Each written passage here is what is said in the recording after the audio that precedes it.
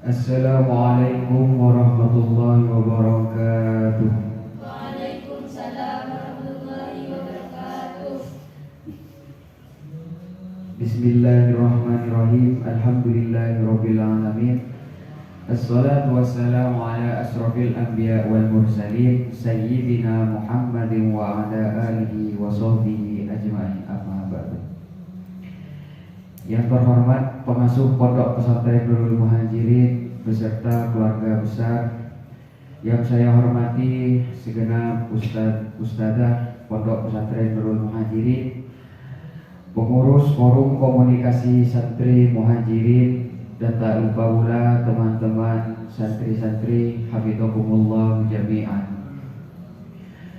Pertama-tama marilah kita panjatkan puji syukur atas kehadiran Allah Subhanahu wa taala yang mana telah melimpahkan rahmat, taufik dan hidayahnya kepada kita semua sehingga kita bisa berkumpul di tempat yang penuh barokah ini.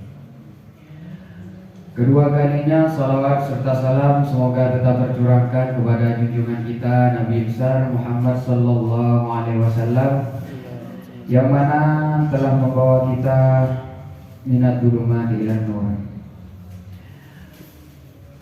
Untuk menyingkat waktu, saya akan membacakan susunan acara pada malam hari ini.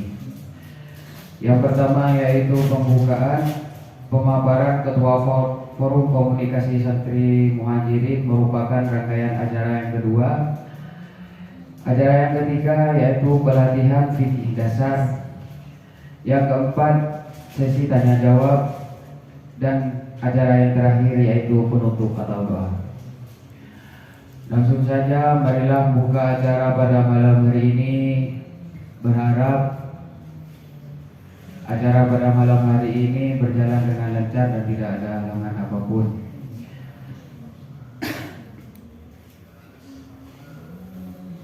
Al-Fatihah.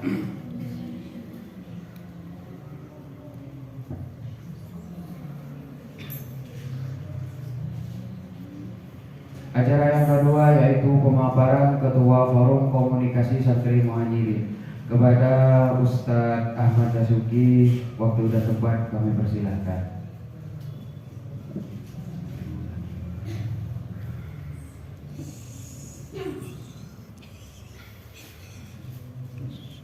Assalamualaikum warahmatullahi wabarakatuh. Waalaikumsalam warahmatullahi wabarakatuh.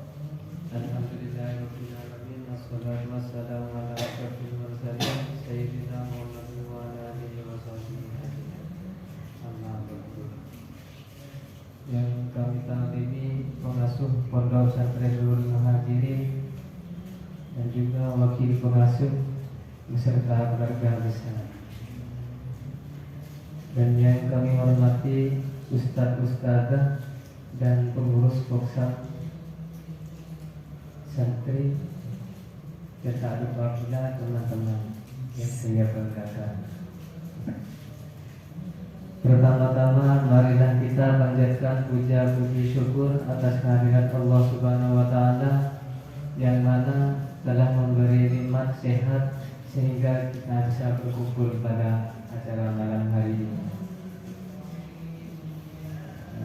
Yang kedua kalinya salawat serta salam semoga tetap tercurah limpahkan pada junjungan kita Nabi Muhammad sallallahu alaihi wasallam yang mana telah membawa kita dari alam jahiliyah menuju alam Islamiyah seperti sekarang.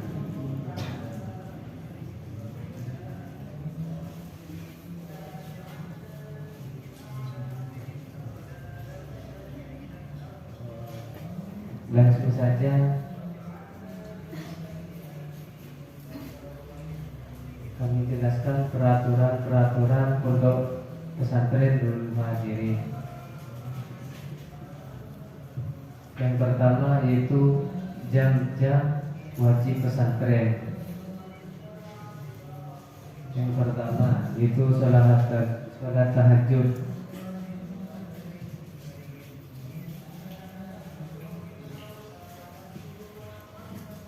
Jadi santri itu harus bangun jam 3. tidak boleh lebih. Kalau kurang dari jam 3 itu lebih bagus. Dan yang kedua, pengajian tafsir Jalalain itu pukul 6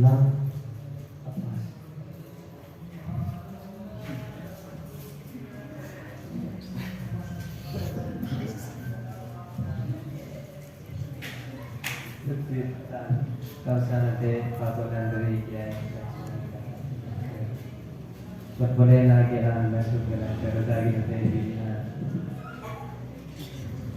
yang ketiga yaitu sebelah madrasah bagi kelas 5 yaitu jam 7:30 berarti jam setengah 8 jadi harus masuk. Dan bagi sebelah SMP itu jam 8 pas.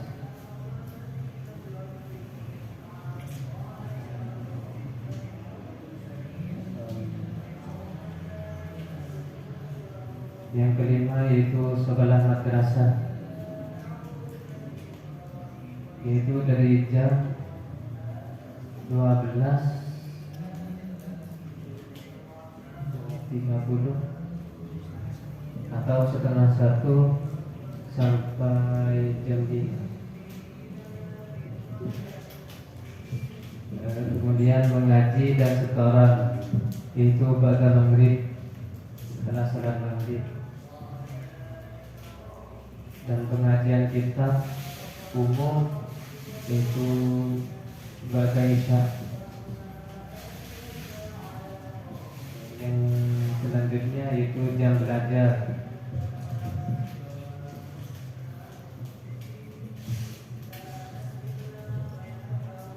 Jam belajar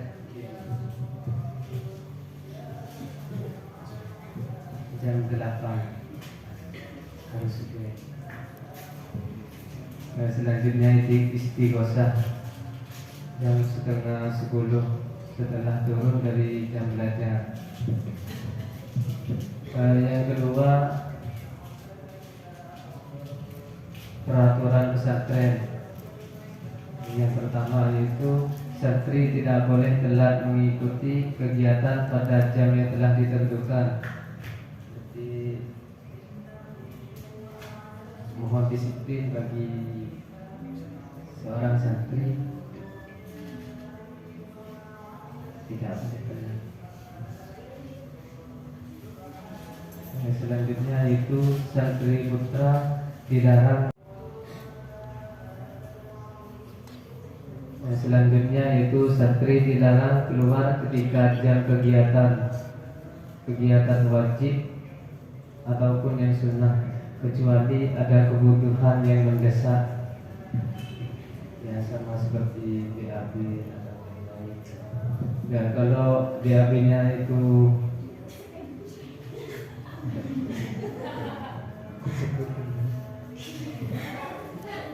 ya bisa disanksi. Bukan menceritnya yang disanksi.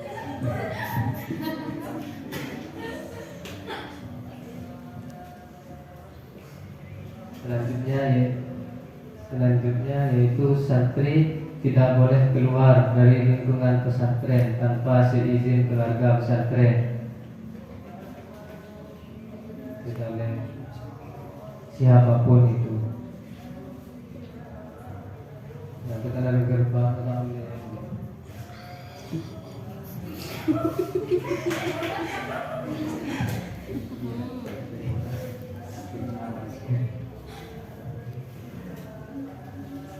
Kemudian santri putri dilarang keluar ke halaman pesantren kecuali ketua kamar.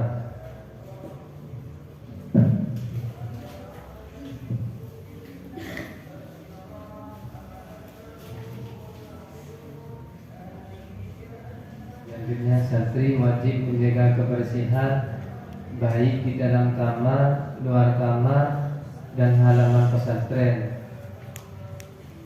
Nanti akan ada pengurus dari pesantren yang akan mengontrolnya.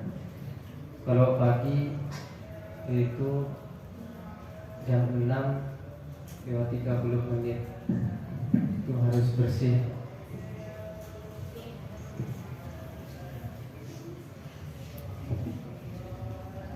Kalau masih ada yang kotor, langsung dicetak gitu. Kalau sore pas jam 5.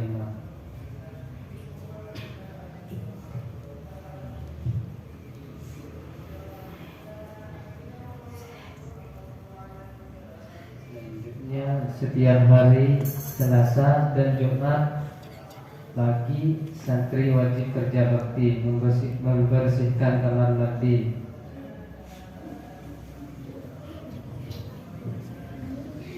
Dan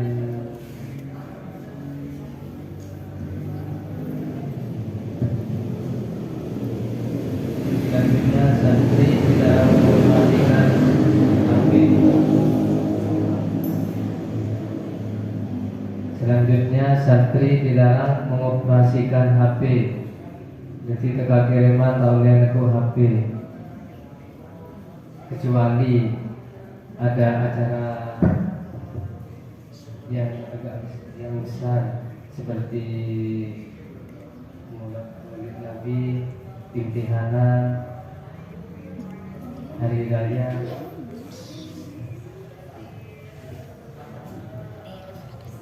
Selanjutnya yaitu santri putra dilarang merokok kecuali yang sudah kelas tinggi.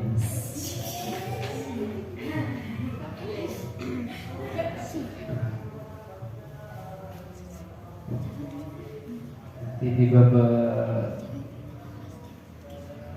SMA atau rokok apalagi yang SD.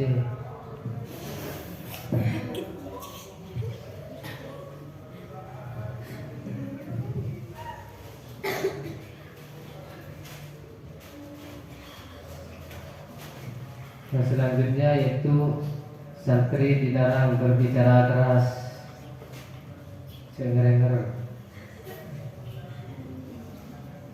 cengerenger. Selanjutnya yaitu santri dilarang surat-suratan dengan lawan jenis.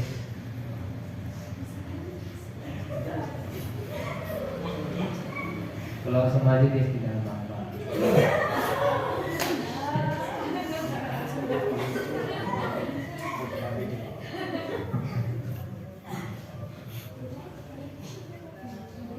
Dan santri dilarang ngobrol dengan lawan jenis kecuali dapat izin dari keluarga pesantren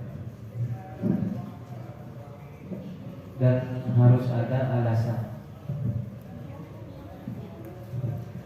Kemudian santri wajib setor hafalan setiap hari kecuali hari Jumat, wajib nyetor. Selanjutnya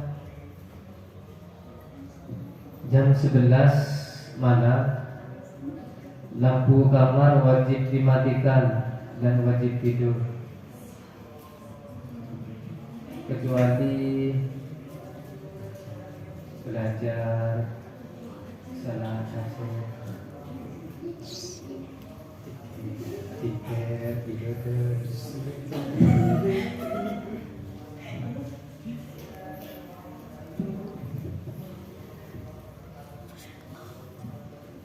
Kemudian selain hari Jumat, santri dilarang dijenguk keluarga kecuali ada kebutuhan yang mendesak.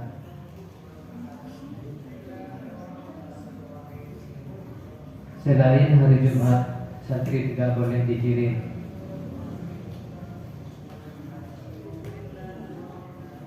Kecuali ada kebutuhan mendesak. Jadi sampun ngirim yang sepuluh kabel.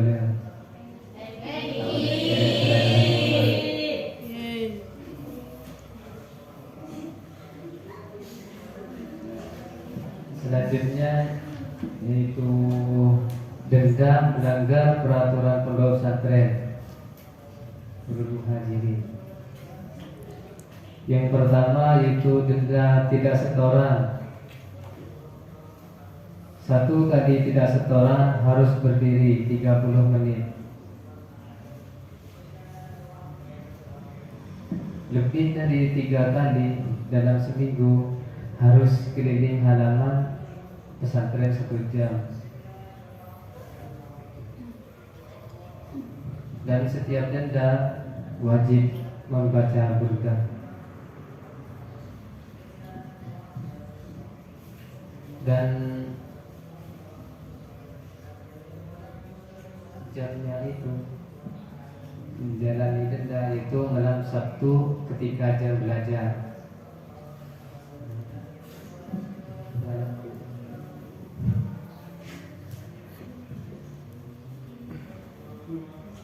Yang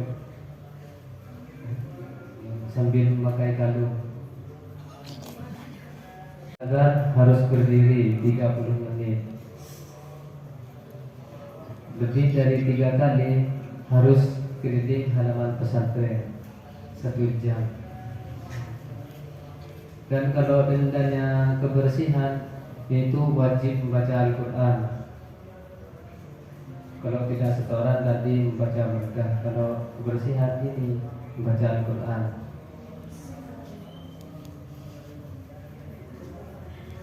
Jam menjalani denda kebersihan yaitu malam Selasa dan malam Jumat.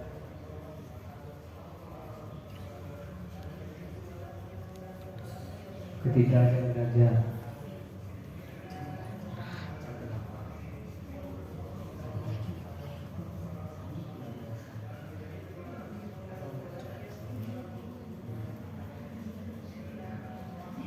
Menjalani denda kebersihan yaitu malam Selasa dan malam Jumat ketika sudah jam 8 atau setelah selawat. Nah, selanjutnya yang ketiga yaitu denda ubudiyah. 1 kali melanggar harus mengaji 30 menit di dalam pengasuh. Lebih dari 3 kali harus mengaji sambil berdiri selama 1 jam di dalam pengasuh.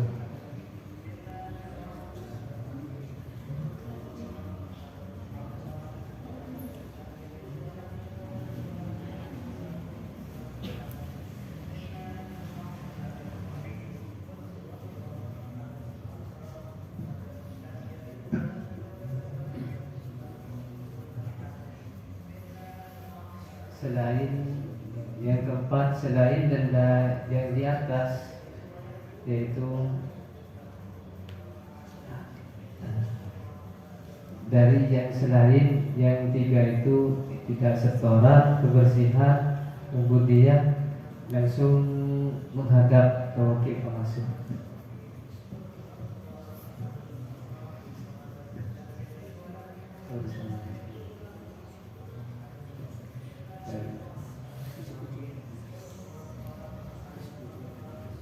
Dan disetujui oleh pengasuh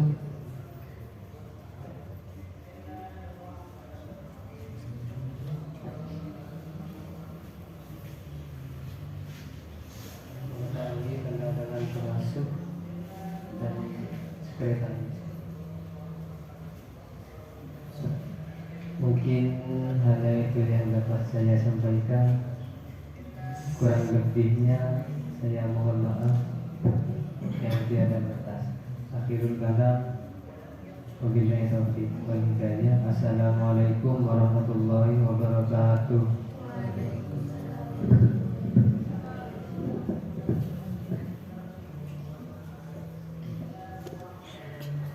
Acara yang selanjutnya yaitu pelatihan fikih dasar. Pelatihan fikih dasar ini akan disampaikan oleh wakil pengasuh Pondok Pesantren Nurul Muhajirin. Kepada Al-Mukarram Lora Marzuq Badri, waktu dan tempat kami persilahkan.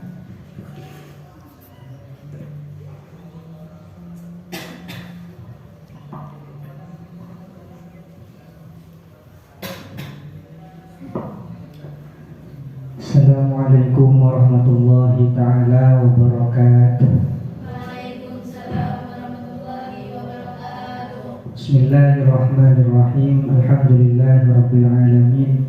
Wassalatu wassalamu ala asyrafil anbiya'i wal mursalin sayyidina Muhammadin wa ala alihi wa sahbihi ajma'in. Qala rabbi shrah li sadri wa yassir li amri wahlul 'uqdatam min lisani yafqahu qawli. Rabbana iftah bainana wa baina qaumina bil haqqi wa anta khairul fatihin. Allahumma anfa'na bima 'allamtana wa 'allimna alladhi yanfa'una wa zidna ilman. Walhamdulillah ala kulli hal. Allahumma arzuqna fahman nabiyyin wa hifdzal mursalin wa taqwas sholihin bi rahmatika ya arhamar rahimin. Yang kami hormati dan kami takzimi pengasuh Pondok Pesantren Nurul Muhajirin beserta keluarga besar Pondok Pesantren Nurul Muhajirin, segenap pengurus Forum Komunikasi Santri Muhajirin, Ketua Foksam Santri Al-Ustadz Ahmad Dasuki, dan juga segenap seluruh pengurus, jajaran pengurus, baik pengurus Foksam maupun pengurus pesantren. Tak lupa juga santriwan dan santriwati hafidhakumullahu jami'an. Semoga Allah senantiasa melindungi kita semua. Pertama-tama marilah kita panjatkan puja dan puji syukur kita atas kehadiran Allah Subhanahu wa taala yang telah memberikan rahmat serta hidayahnya sehingga kita dapat berkumpul pada malam hari ini dalam keadaan sehat walafiat, sehingga kita bisa mendengarkan, bisa menelaah, mempelajari fikih-fikih dasar di dalam syariat. Yang kedua kalinya, semoga tetap tercurah limpahkan atas junjungan kita Nabi besar Muhammad sallallahu alaihi wasallam yang telah membawa kita minad dhulumati ilan nur wa minad dhalalati ilan huda. Jadi sebelum ke pembahasan fikih-fikih dasar pelatihan, kami menyampaikan sedikit masalah peraturan-peraturan pesantren. Karena memang mulai dulu tidak ada peraturan pesantren yang tertulis. Jadi semenjak kepengurusan Foksam yang sekarang itu melakukan terobosan adanya peraturan-peraturan secara tertulis. Itu. Kemudian ada juga yang perlu dijelaskan, seperti contoh santri baru. Santri baru ini kan sebagian dari santri baru itu ada yang tiap hari dikirim, ya, ada yang tiap hari dikirim, bahkan makan siang malamnya, siang sorenya, pagi sore itu ada yang dikirim oleh keluarganya. Nah, sementara di peraturan tadi dijelaskan santri selain hari Jumat tidak boleh dijenguk atau dikirim. Nah, kegiatan pesantren, paham gak? Jadi contoh pagi ngaji tafsir, pas dikirim, walaupun ada orang tuanya yang dikirim tidak boleh keluar, tetap ikut pengajian. Paham? Gitu. Contoh juga malam kimun bisa, kalau bisa diberitahukan kepada keluarganya yang mau ngirim ke sini, jangan ngirim di jam-jam kegiatan. Paham? Dicontoh istirahat pagi jam berapa? Jam 9. Istirahat jam 9. Jadi jam 9 sudah mengantarkan nasi kantor. Paham? Selain jam 9 tidak boleh orang tuanya ke sini. Kenapa? Maklum tak ganggu kan kegiatan. Ngerti? kalau malam itu kan jam 8 harus masuk jam belajar. Ya. Jadi kalau bisa sebelum jam belajar harus dikirim. Sore, contoh sore, ba'da sholat asar setelah membaca Ratibul Haddad itu kan kosong. Tidak ada kegiatan kan? Kita apa? Iya. Berarti mun jam-jam wajib, jam-jam pelajaran kebele kalian sempurna cender ya. Paham? Khusus santri baru. Kalau santri baru, ya. Santri lama ya tidak tetap ikut pedoman peraturan asal. Selain hari Jumat tidak boleh dikirim kecuali ada kebutuhan mendesak. Contoh seumpama ya tiba Peleman nak soal beracara yang Ramadan bin Makabi atau pada ternyata soal pada sebuah umur tanpa selain hari Jumat. Oke, paham ya kan? Nah, jadi kebenaran yang sempurna kalau jam-jam wajib tidak boleh dikirim. Paham? Anak pemain makro ada peraturan seperti itu, makle tak berpengaruh terhadap kegiatan kalian. Iya? Tak nampak asal baru keren benar tak nampak. Tiap waktu tak nampak asalkan selain jam wajib. Paham? Ngerti? Nah, istri baru, istri baru. Allah alam. Nah, untuk nikah, untuk dendanya nikah, untuk dendanya, kalau setoran kan sudah ditertera nih. Kalau setoran satu restoran berdiri selama 30 menit setengah jam. Kalau lebih dari 3 keliling halaman pesantren selama 1 jam sambil menggunakan kalung dan membaca burdah. Ini dikecualikan juga bagi santri baru. Ya, santri baru. Dikecualikan kenapa? Karena santri baru dikasih rentan. Korpon setoran ya. Tekapon setoran Pak ini sebenarnya spontan apa? Belajarnya motor. Oke. Ya, nanti ketika semester 2 sudah mengikuti aturan pesantren.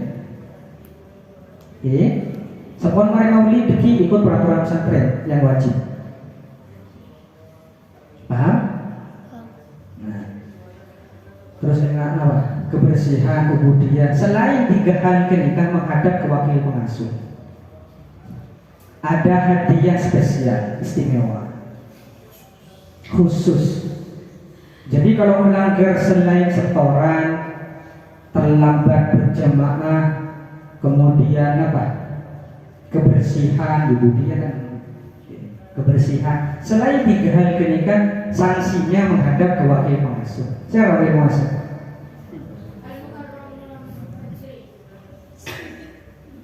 Jadi ada hadiah spesial dari saya. Oke.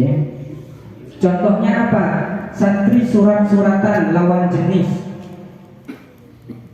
Oke. Ya temu suratan walaupun cuma A. Apalagi sampai mengucapkan I love you. Itu harus berhadapan dengan saya. Akan diberikan hadiah spesial. Oke, tidak berdiri, tidak membaca Al-Quran, tidak baca burdah. Ada khusus spesial. Santri lama pasti sudah tahu.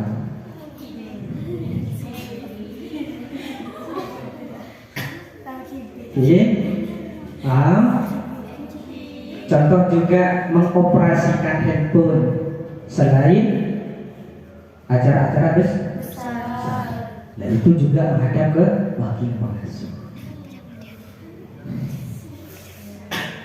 Pahami? Nanti kalau ada pertanyaan-pertanyaan masalah peraturan pesantren, kita ditanya, jawab. Nah, sekarang sudah kembali ke pelatihan fikih dasar. Fikih dasar itu meliputi apa? Meliputi wudhu. Nikah sebenarnya khusus untuk santri baru. Santri lama tidak namanya mana? Ya sunnah, ikut kegiatan ini sunnah. Cuma santri baru yang wajib. Karena kegiatan OP2 nikah, orientasi pengenalan pesantren ini cuma namanya mana?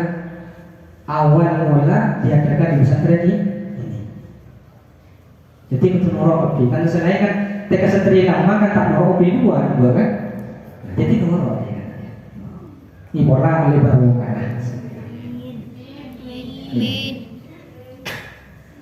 Jadi meliputi wudhu, kemudian sholat, tata cara sholat yang sangat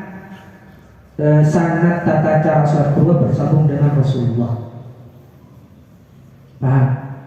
Karena kebanyakan sholat yang dilakukan oleh masyarakat kedua banyak yang keliru, caranya salah, yang tidak warid, tidak bersambung pada Rasulullah.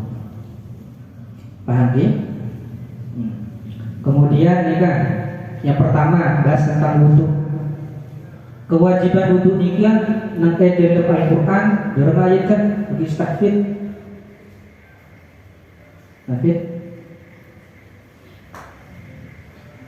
Ya ayyuhalladzina amanu idza qumtum ila shalah faghsilu wujuhakum wa aydiyakum ilal marafiq wamsahu bi ru'usikum wa arjulakum ilal ka'bayn.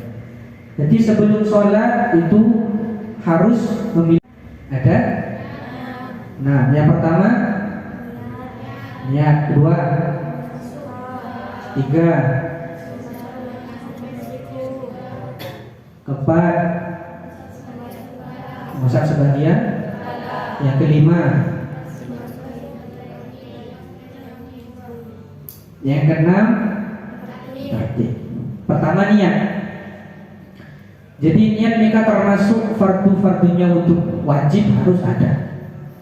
Niatnya bagaimana? Banyak niatnya wudhu. Kalau yang sering kita baca, bagaimana niatnya?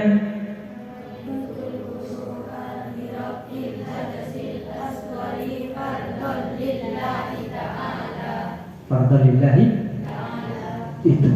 Boleh juga berniat nawaitul wudu'ah. Wes, tak apa?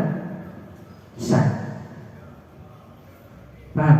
Atau nawaitul wudu'ah li raf'i, nah, li taharati. Aku berniat wudu karena bersesuci. Tak apa? Ngakui bahasa Madura tak ngapa? Tahu nih ke bahasa Arab, ke bahasa Madura? Dari Madura nah. Oke ya.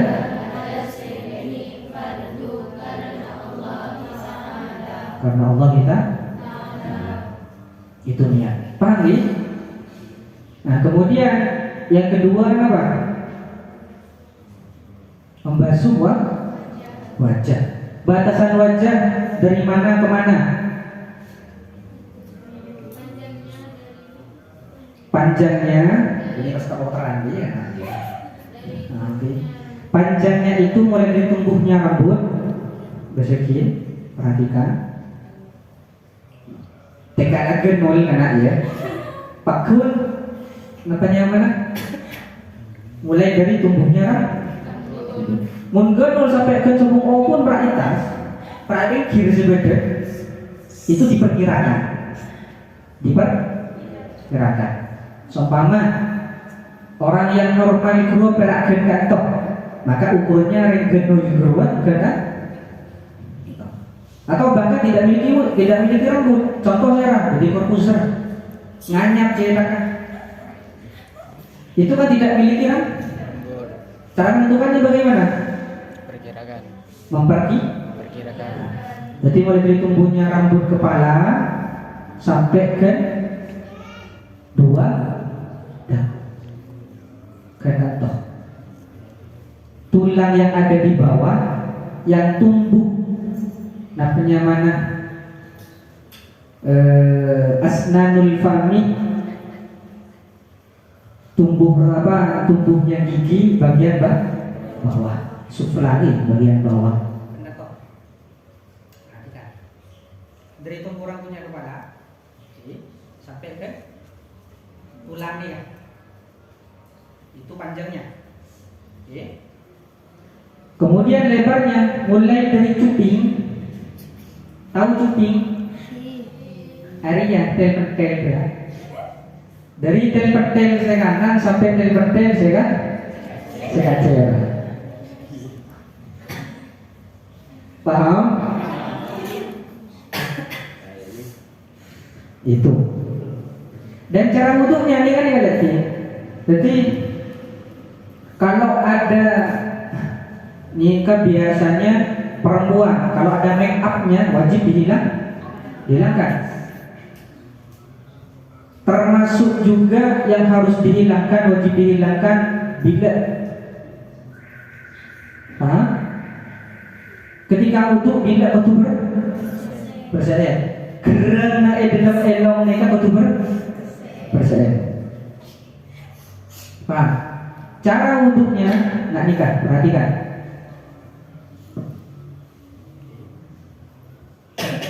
Cara wudhu ini kan beda dua, pengadaan air.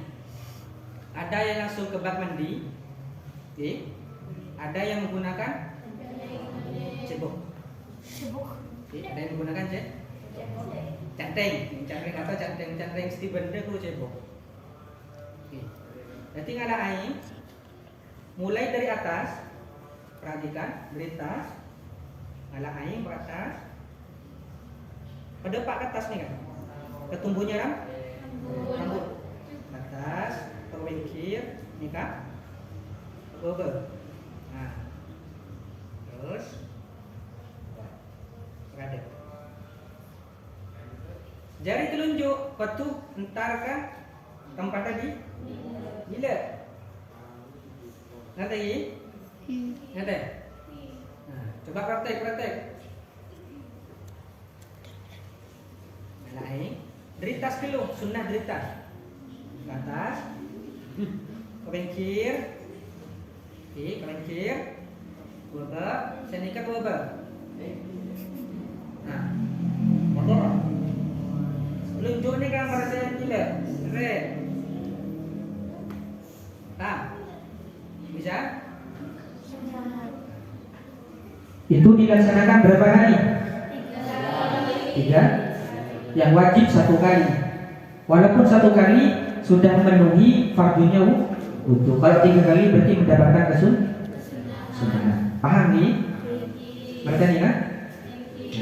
Kemudian selanjutnya membasuh kedua tangan. Batasan tangan sampai mana? Muncak keduren apa? Jengkol. Paham? Jengkol. Ngerti atau sangat ngerti lah tahu kan aja. Kemudian yang selanjutnya mengusap sebagian kepala.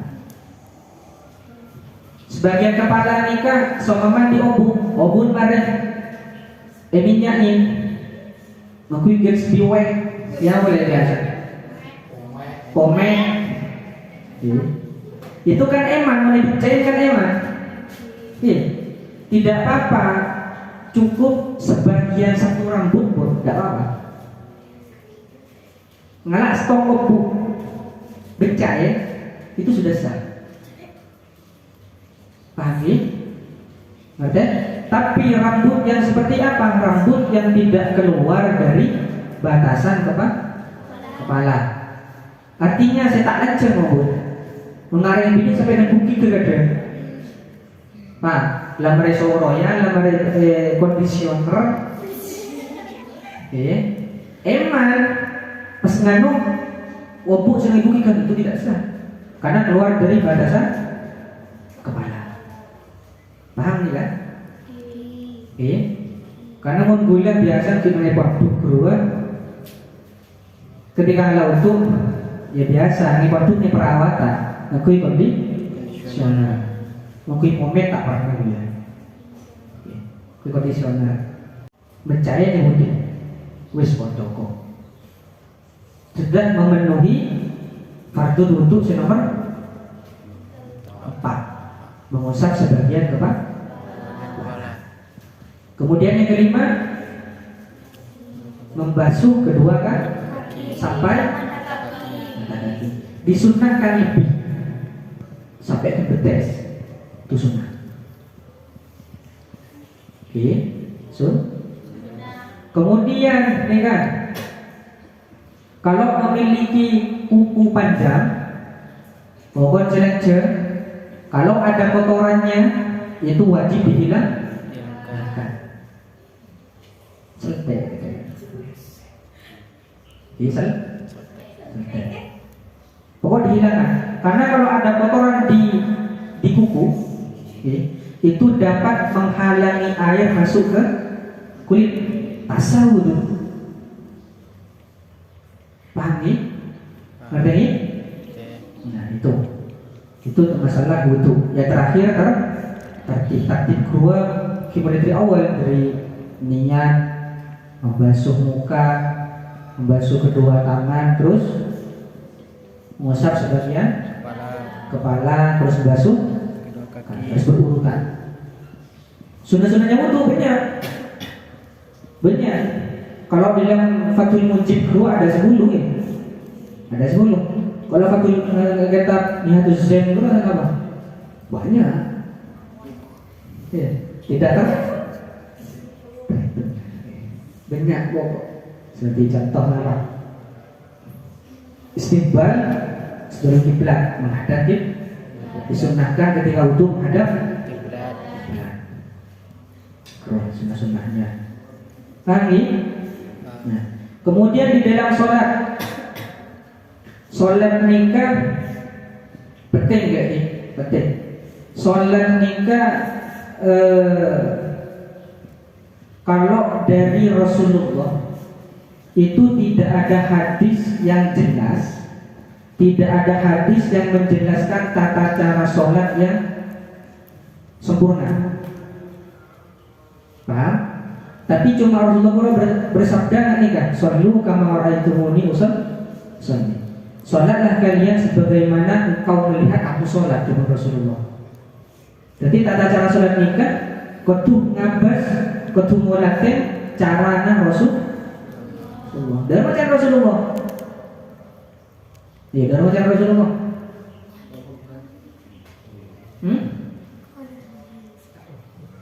Nah, jadi rukun sholat dan nama ada 7 nama. Saya tahu 2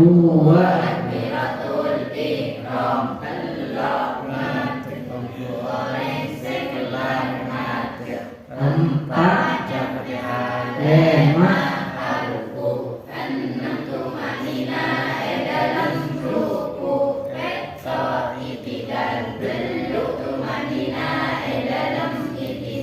sana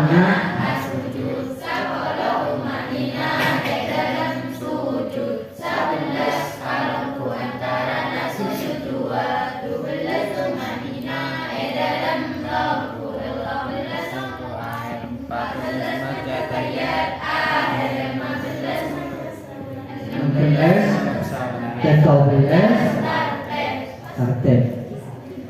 Pertama nih niat sholat dari mana? Contoh duhur. Sholli fardhu dhuhri arba'a raka'atin adaan mustaqbilal qiblati lillahi ta'ala. Niat sholat fardhu Duhur 4 rakaat karengan kiblat karena Allah Ta'ala. Nah itu nih Niat. Kemudian selanjutnya takbiratul ihram. Nah ini perhatikan. Takbiratul ihram nikah ada 4 cara. Kenapa takbiratul ihram? Mengucapkan Allahu Akbar sambil mengangkat tangan. Mengangkat tangannya nikah itu ada 4 cara. Yang pertama, cara yang pertama, jempolnya ini harus sejajar dengan telinga bagian atas. Dan telapak tangan, oke, telapak tangan harus menghadap kiblat. Jadi tidak boleh nggak nih kak? Mau sini kan yang apa? Hasilnya kan? Boleh apa nggak nih?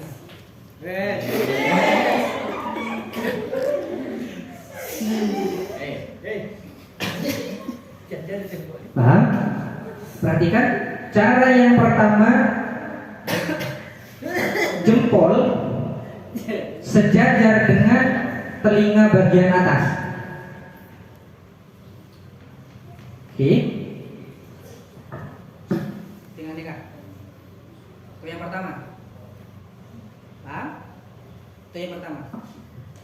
Kemudian yang kedua, jempol ini lurus dengan telinga bagian bawah. Oke. Ini kan. Paham? Ngerti? Kemudian yang ketiga, jempol ini sejajar dengan bahu. Ini kebiasaan bagian pak sepon. Oh iya. Oke, paham? Kemudian yang terakhir, yang keempat, posisinya itu ada di dada. Dengan kan? Paham? Di pertama ada mana? Sejajar. Jempol harus sejajar dengan telinga bagian atas. Ya Allah. Nah, ini kan. Paham? Yang kedua sejajar dengan telinga bagian Bawah. Oke. Kemudian yang ketiga sejajar dengan Bahu. Yang keempat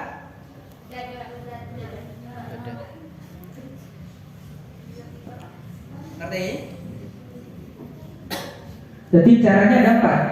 Kalian boleh dapatnya mana? Menggunakan salah satu di antara yang empat ini kan.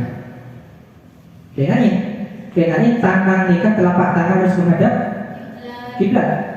Tak boleh miring, harus menghadap kiblat. Harus menghadap kiblat. Kemudian ketika Allahu Akbar, ketika akbar, itu kan tangan harus mendekat. Nah, mendekapnya nikah. Nah, ini kan. Dua jari keluar. Benih sini kan? Nah, ini kan. Dua. Oke. Kemudian jempol dengan manis dan kelingking nikah berada di dalam. Oke, paham? Nah, ini kan. Kemudian tempatnya ada empat, juga ada empat tempatnya. Yang pertama fisudur, di dada. Miring ke depan berarti. Pertama di dada. Ngerti? Yang kedua bainas sudur war rukbah. Apa? Bainas sudur was surrah, antara dada dan pusar, bucil. Tangan dua. Nah, ini kan. Tahu lengan ini kan? Kalau yang warid, yang sanadnya sambung pada Rasulullah, lengan ini kan? Oke, dua. Paham? Tak boleh jatuh. Dua. Paham? Nah, itu yang kedua. Kemudian yang ketiga, tahtas surah, di bawah pusar.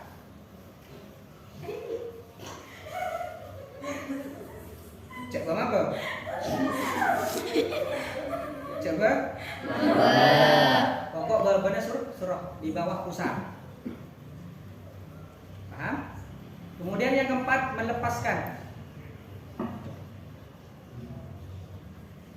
Ngerti? Contoh. Allahu Akbar. Kenapa tak?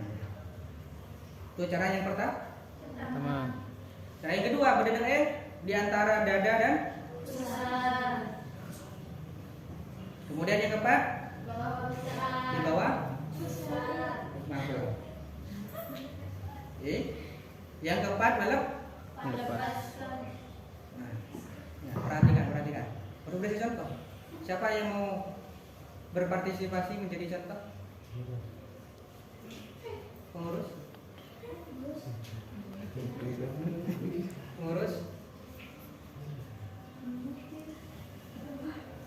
Jalan.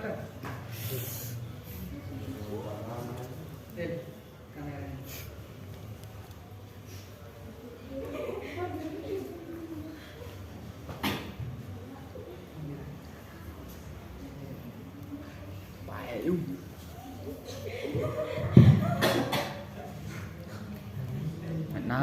Kenapa? Hah?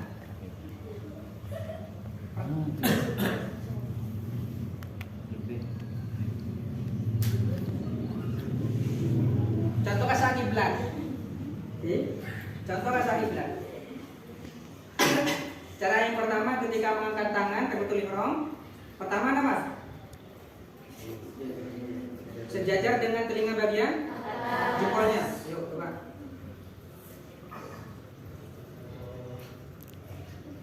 Jadi perhatikan nih, telapak tangan ini harus menghadap kiblat. Tidak boleh begini. Oke, tali sini kan. Keren sini ya. Paham nih? Harus menghadap kiblat. Itu yang pertama. Yang kedua, sejajar dengan telinga bagian bawah.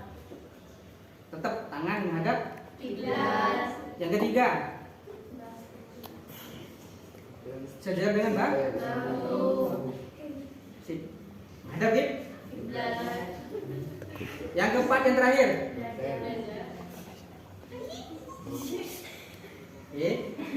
Ketika mendekapkan tangan setelah takbiratul ihram, itu ada 4. Pertama di dada.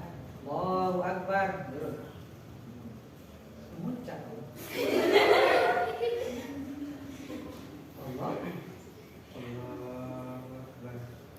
Dada.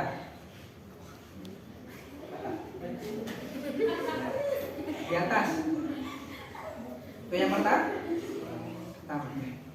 Yang kedua berada di antara dada dan pusat. Tak kira TV kon. Tak kira di TV. Kemudian yang ketiga di bawah pusat. Paham? Yang terakhir dilepas. Contohnya dilepas tuh. Kita boleh orang pertama. Itu boleh. Paham ni? Ngerti ini? Jadi caranya ada? Paham?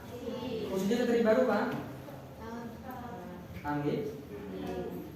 Kemudian setelah takbiratul ihram membaca Fatihah, sunnahnya baca doa ini.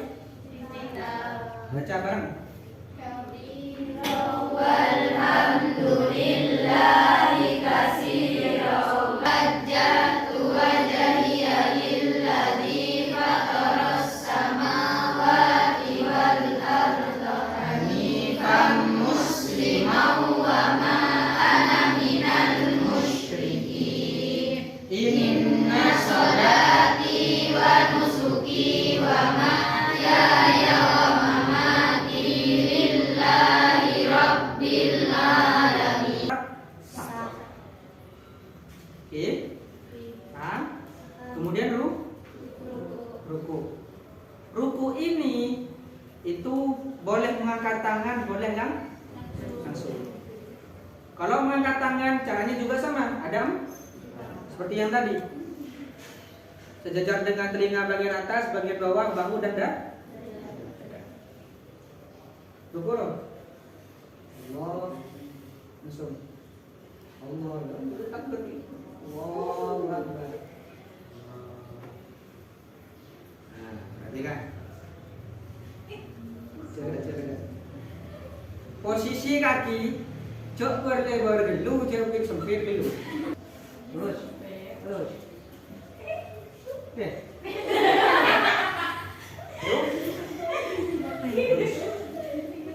Paham? Cara derma, kontrol tarik ke cara nari kan? Pertama jinjit, ngeteng, pas jam tombet gunting yang perpikir, seret, lurus nih. Ngerti? Paham nih? Rukuk. Gerak. Dua. Tahu lagi sini kan? Bener lagi kok?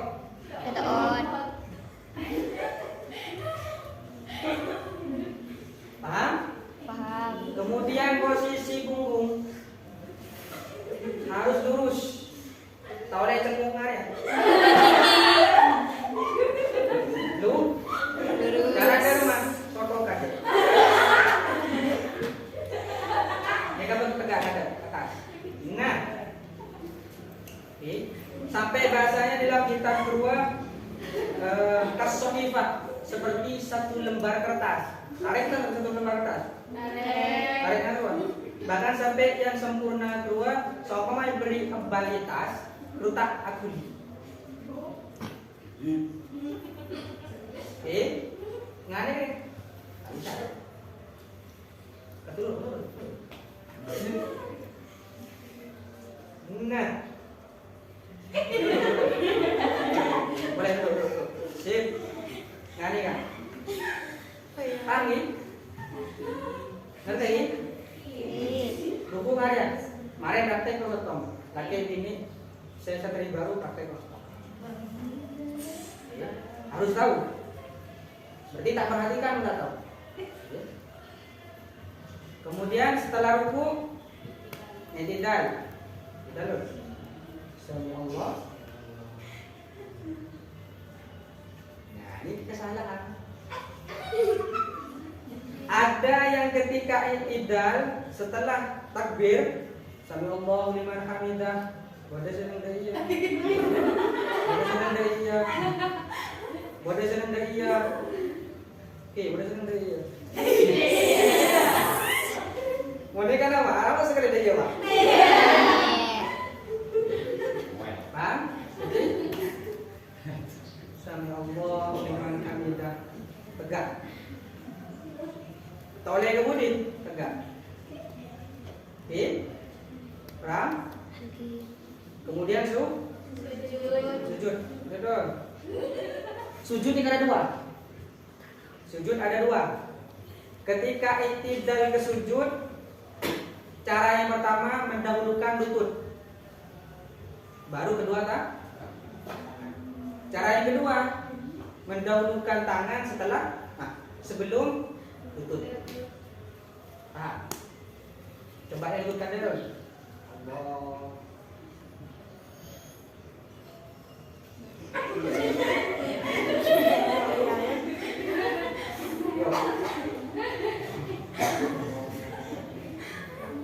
Nah, jaga.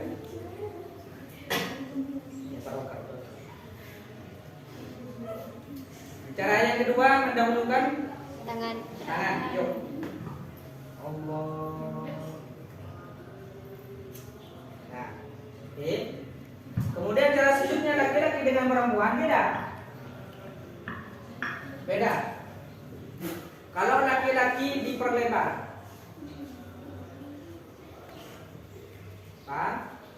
kalau laki-laki, caranya dua. Ada yang di sini sejajar dengan apa? Dada. Yang kedua boleh di atas bahu. Paham? Betul? Turun lagi. Mereka ini wajib mana kan? Balai buka. Ketua dia. Ketua keempat. Paham? Nanti lihat. Nah, sujud bro. Nah, sujud. Perhatikan sujud. Kaki di belakang.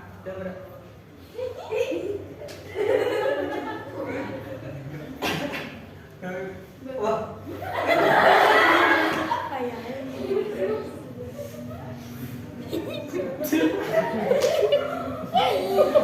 Nah, perhatikan, kaki harus dirapatkan. Tak boleh lebar. Tak boleh. Karena sampai pada teguh sabun Rasulullah, janganlah kalian sholat sama seperti anjing. Anjing darah mah lebar sopan itu. Harus dirapat. Rapatkan. Nah, rapat. Paham? Kaki harus rapat. Kemudian antara lutut dengan punggung harus lurus. Cara ada apa? Nggak ada kan? Kita nggak ada kan? Dia tak lurus. Kita punya ada.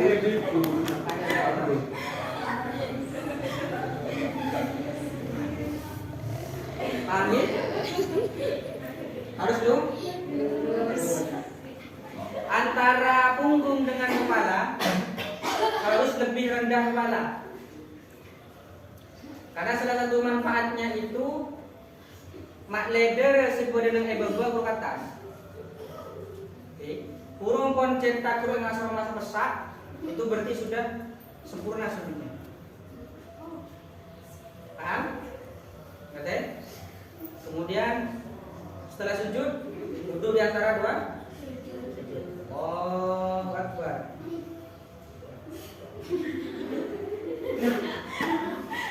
Nah, ini kan posisi kaki. Perhatikan posisi kaki. Yang kiri harus diduduki. Ketika duduk ini sama dilakukan ketika tahiyat awal dengan duduk istirahat. Mana duduk istirahat? Kemarin belajar ini. Kemudian ini kan, kaki kanan harus ditekuk sampai jari itu menghadap kiblat.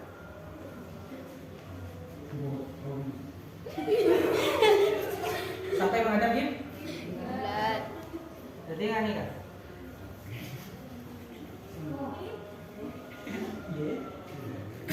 Menghadap kiblat. Paham? Menghadap kiblat. Kemudian posisi tangannya. Posisi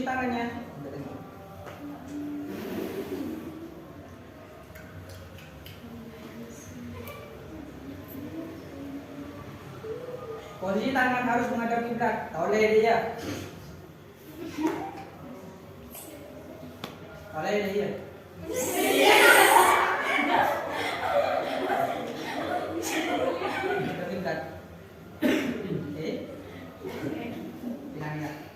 Bin Hambal itu melepaskan.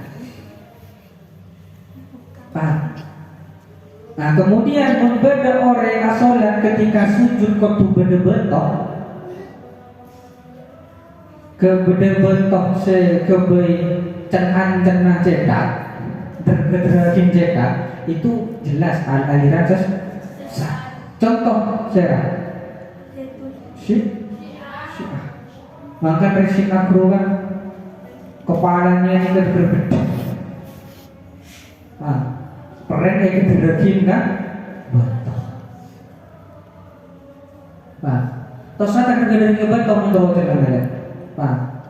Tiang malam sholat sunnah hajat ngalak pun lemar namanya mana 5 salam, tahajudnya ngalak petong salam 10 hari pun pedang tadi pun cek ahli sujud. Paham? Bisa dipahami ini kan? Oke. Nanti kalau ada pertanyaan bisa ditanyakan ketika sesi tanya jawab. Jadi mungkin hanya itu yang bisa kami sampaikan. Kurang lebihnya mohon maaf. Wassalamualaikum warahmatullahi wabarakatuh.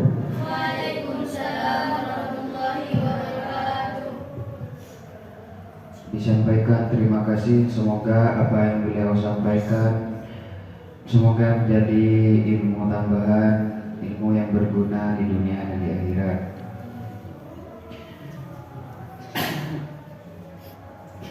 Acara yang selanjutnya yaitu sesi tanya jawab.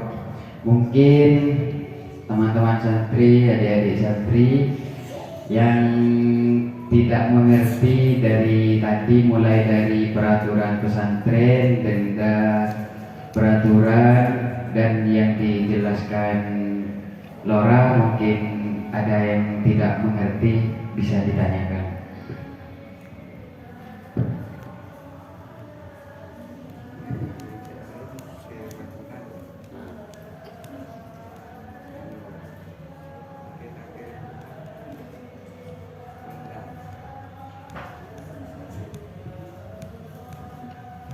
Kiriman gontak Jumat. Jadi menanyakan.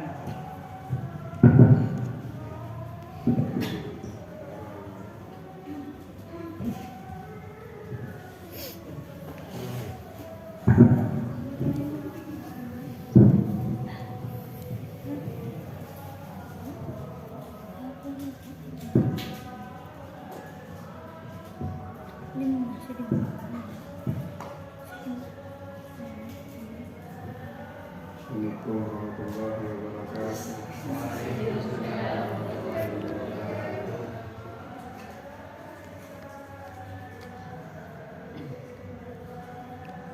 mungkin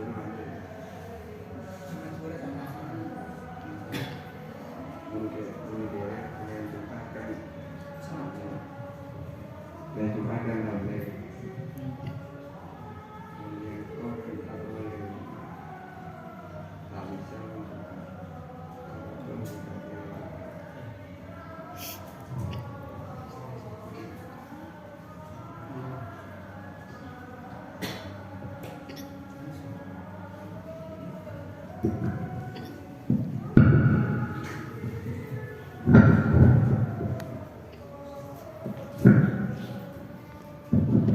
Jadi pertanyaannya dari saudara Baby, kalau kiriman itu tidak hari Jumat, apakah boleh? Dikarenakan orang tuanya Baby kalau mengirim hari Jumat itu tidak bisa. Bagaimana?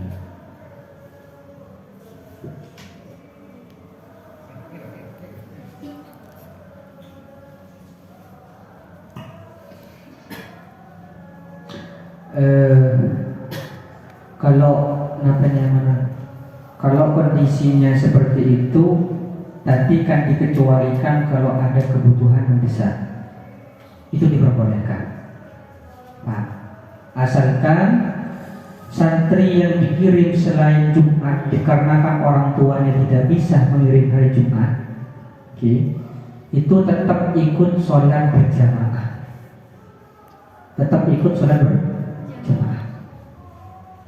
dan tetap tidak boleh megang HP. Kalau megang HP, ada hadiah khusus dari saya. Mungkin itu. Baik, disampaikan terima kasih. Mungkin ada pertanyaan lain yang belum mengerti.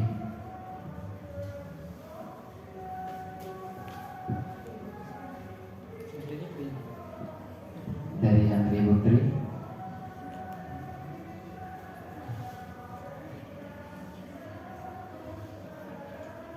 Tanya nih. Belum laut, boleh bisa. Kadang. Sip. Bismillah.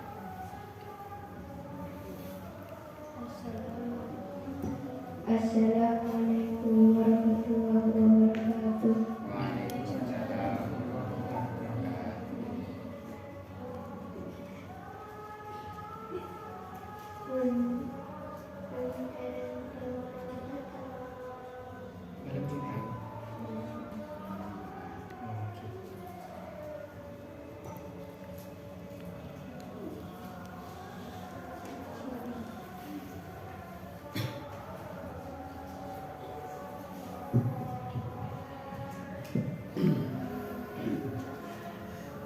tadi ada yang bertanya, kalau dikirim setiap malam Jumat apakah boleh? Bisa dijelaskan?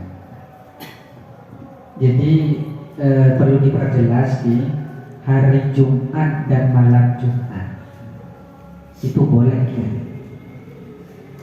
Oke. Walaupun orang tuanya nginap di sini malam Jumat tak apa. Oke. Asalkan kalau malam Jumat setelah pembacaan sholat. Setelah itu tak apa Pak. Nang kamar beli tak akan nang kelas tak akan selada. Oke. Korban cek luar dari nah, itu di malam Jumat dengan hari Jumat boleh. Dan juga perlu diperjelas juga untuk santri baru itu boleh dikirim tiap hari. Oke. Asalkan di luar jam kegiatan.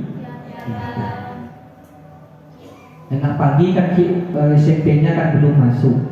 Mari kita share apa. Baik, terima kasih. Mungkin yang lain ada yang mau ditanyakan?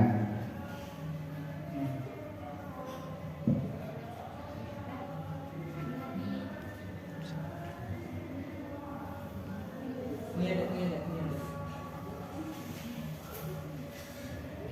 Ada.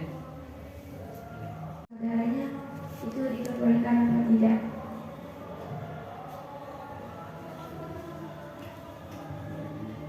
Jadi pertanyaannya tadi tidak boleh mengoperasikan HP. Kalau yang mengoperasikan itu orang tuanya, boleh melihat atau tidak? Gitu. Oh, bagaimana? Seperti itu diperbolehkan. Oke. Seandainya mau nelpon saudaranya ataupun nenek, kakek, cucu, repok itu diperbolehkan. Asalkan yang memegang HP-nya bukan kalian, bukan santri, tapi orang tuanya.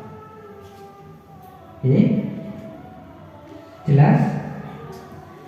Yang tidak diperbolehkan itu mengoperasikan HP handphone sendiri. Karena mengoperasikan kru tidak hanya main game, tapi juga muka sandi di HP-nya itu juga termasuk mengoperasikan HP. Oke? Karena insya Allah kalau kalian taat terhadap peraturan, insya Allah ilmu yang kalian dapatkan barokah. Jelas.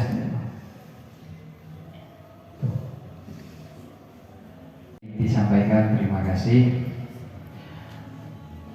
Ada yang ditanyakan lagi tentang cara berwudu tadi, tentang cara sholatnya, mungkin ada yang belum jelas.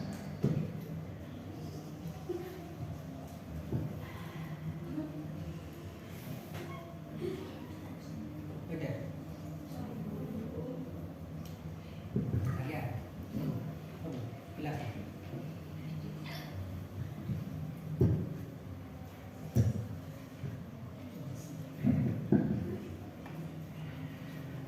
Kalau sudah tidak ada pertanyaan, marilah akhiri acara pada malam hari ini dengan pembacaan hamdalah bersama-sama.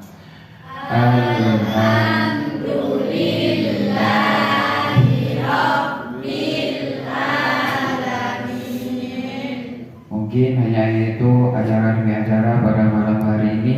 Kurang lebihnya saya selaku pembawa acara, apabila ada kata-kata kurang berkenan di hati teman-teman, mohon maaf yang tiada batasnya. Akhir kalam, wassalamualaikum warahmatullahi wabarakatuh.